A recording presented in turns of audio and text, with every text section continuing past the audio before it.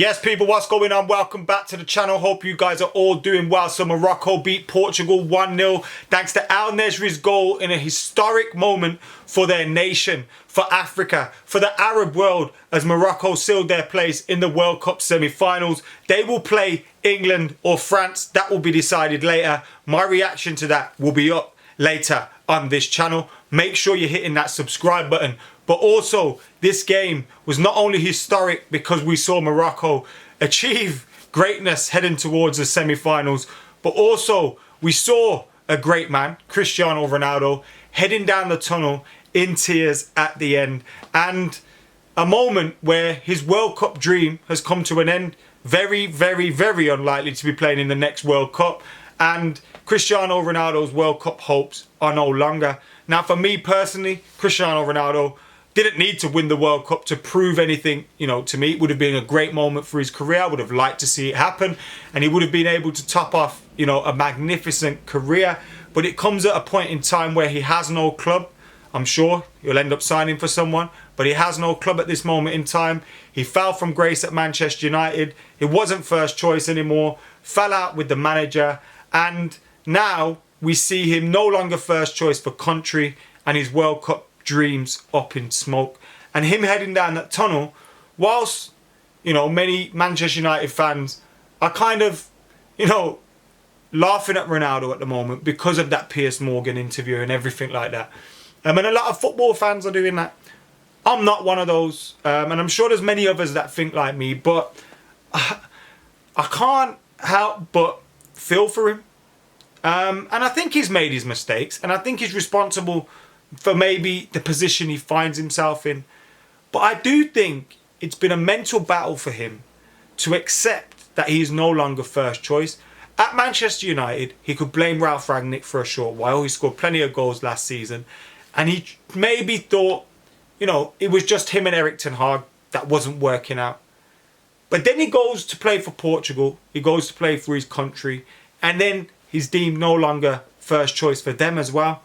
And it must be a moment where he goes, wow, like he sees that kind of, what everyone else has been seeing, that Cristiano Ronaldo is no longer the best player in the world.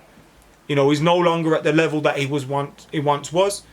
Now, if he can accept that a little bit more, and I hope he could have at United and kind of helped usher in the new era and usher in, a new dawn at Manchester United before going off into the sunset and all that.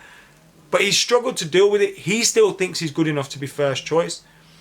And whilst I think he has to accept some responsibility for that, I just felt for him, man. As he walked off that pitch, he's a hero to me still. And regardless, we'll forget about that Piers Morgan interview. We'll forget about things like that. We'll forget about the way it's ended. And we'll just remember the good times.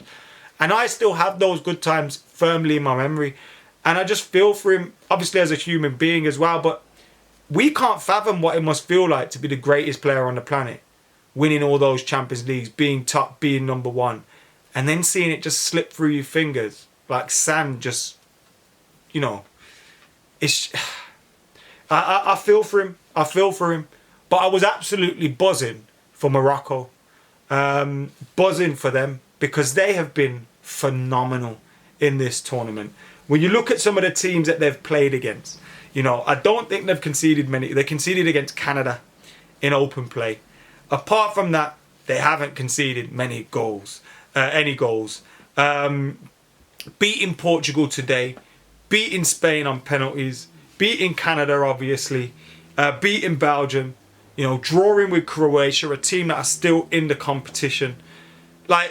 This is a team that are doing incredible things. And when you see all their players and everything, coming together on the pitch and celebrations and stuff like that. And you've seen their fans throughout the tournament. They've been absolutely incredible. This is a huge, huge run for them, for Morocco, for Africa, for the Arab nation. This is huge. Al Nesri's goal today was fantastic. It was Cristiano Ronaldo, like the way he leaped up in the box to finish just before half-time. Ronaldo came on as a sub just after that, the half-time break. For Ruben Neves, never really quite got going. He had one opportunity which was wild saved by the goalkeeper, but the goalkeeper would have been disappointed if it went in, as it was towards his near post. Bruno Fernandes, a lot of things were flowing through him today. He was a little bit frustrated at times with his final delivery of the ball. You know, João Felix didn't perform, but Morocco were defending gallantly. And they even had a man sent off towards the end. Chadira got sent off in, I think it was like 8-9 minutes of added time. You know, Chadira gets sent off, so they're down to 10 men then. They got players dropping down like flies with cramp left, right and centre, and they're still battling to the end. Absolutely incredible. They'll be disappointed that Saiss went off injured, and it's possible that his World Cup's over if that's a serious injury. But they're into the semi-finals. They will play another 2 games of World Cup football. And if they could get to the final, oh my God, and take on Argentina or Croatia, the way they've been defending, they can always snatch a game. They can always snatch. They've got people putting bodies online. But that's one of the things that, you know, maybe further down the tournament may take its toll. But today they didn't go to extra time. You know, Croatia have been back-to-back extra times. You know, Argentina have been fighting for their lives as well. We don't know what's going to happen with England-France tonight. So you could say they've saved some legs there. But they've put a lot into this tournament. And they're riding on a wave at the moment. And who knows what could happen. It'd be incredible if they did it, wouldn't it? It'd be absolutely incredible. But hats off to Morocco. Hats off to them. I'm buzzing for them. Slightly kind of want them to win it now. But yeah, hats off to them. And commiserations to Bruno Fernandes. It was unfortunate Diogo Dalot went off with what looked like an injury, hamstring injury. Hopefully that's nothing too serious, because you don't want to see him going off injured. I thought he was excellent throughout this tournament, and he's been very good for United this season. It's good for us that we'll get Bruno and Dalot back to Manchester United, Casemiro, Fred, back to Manchester United after they were knocked out. I was gutted to see Brazil go out as well. I wanted to see them progress. But the benefits for Man United and from a selfish perspective is that they'll be back and hopefully be ready to be part of that squad for the Burnley game in the Cup, because the quicker we can get those players back, the quicker we can get down to serious business in the Premier League and in the domestic and hopefully Europe.